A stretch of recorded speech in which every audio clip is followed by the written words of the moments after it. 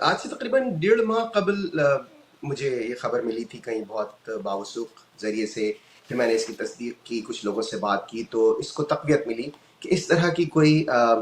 بعض گشت اسلام آباد میں ہو رہی ہے، اور اسلام آباد سے زیادہ پنڈی میں ہو رہی ہے، کیونکہ آپ کو پتہ ہے فیصلہ سازی جو ہے وہ بہت پاکستان میں اکثر اوقات پنڈی سے ہی ہوتی ہے،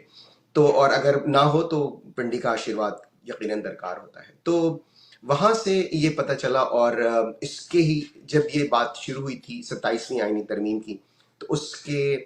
کی جب صورت گری کی جا رہی تھی تو اس میں یہ بھی باتیں ہوئیں کہ انتظامی یونٹس بڑھائے جائیں گے، صوبوں کی تعداد بڑھائی جائے گی، اور جو اس وقت ہم تک خبریں آئی ہیں ان کی تعداد 12 بتائی جا رہی ہے، اور بہت حد تک ان کو ایڈمنسٹریٹو لائنز پر تقسیم کرنے کی بات ہو رہی ہے،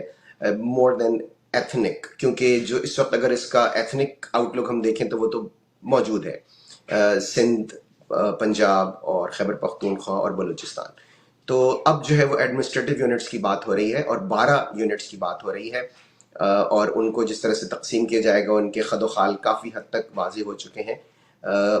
اگر اس کو if it comes to fruition، یہ ظاہر ہے یہ there is a big if